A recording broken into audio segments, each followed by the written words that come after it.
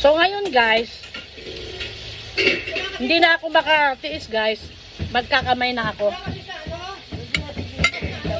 Ang hirap magkutsara tinudod sa isda ha. Maging realidad lang tayo. Ay, nagbibidyo ako. Ang ingay ng paligid ko guys. Dapat ang bad, meron puso, detector.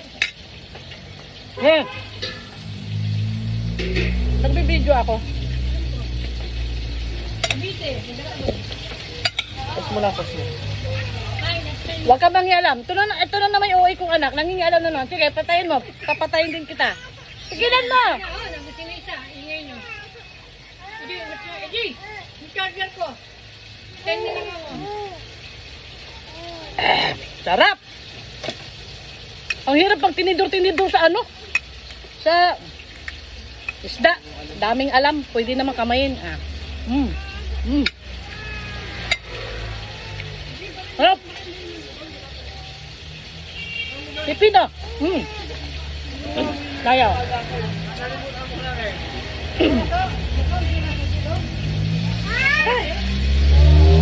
Hiningal ako. Sarap. Ang sarap ng pipino, manamis-namis.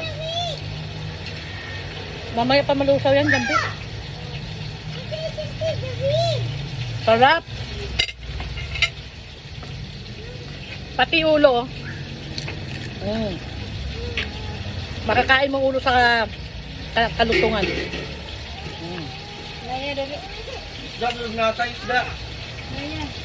Baka pwede mong baliktarin.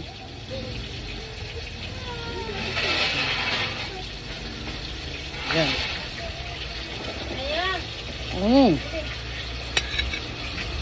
So ilagay natin ang isda sa ibabaw.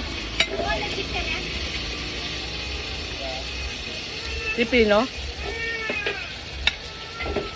Gulay. Sarap talaga pag nagkamay.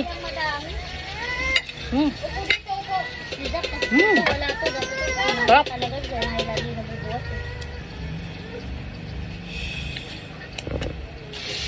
Ang nabili kong pipino mura. Tamo. Yung buto niya sobrang lambot. Nagsempuhan ko na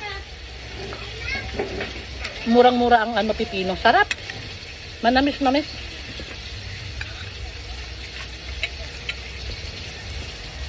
Saan si Joanna? Dapat di ko kumakain. Isda. Yan. Mas maiging kamagin para siguradong walang tinik. Saan ba sa makulang ka ma? Laglag isa ni Damay. Kulang isda. Ito. Sakli, nahulog ni Damay sa kanya, diba? Di pa yata luto. Balik mo. Hindi pa. Masang bintong. Si EJ naghang... Ay, Naya! No. Naya! Naya! Ito na lang, ah.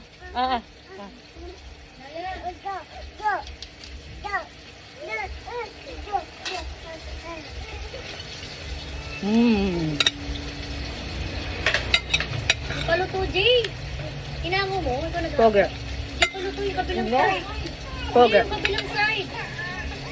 Piltong galunggong. Isaw-saw natin siya. Sausawan. Hindi mo pala binaligtad to? Bigay mo ibigay. Pipino. Big bite, last bite, and babuch. Oh, pakinggan mo yung tunog. Sabi hindi pa luto. Nahulog.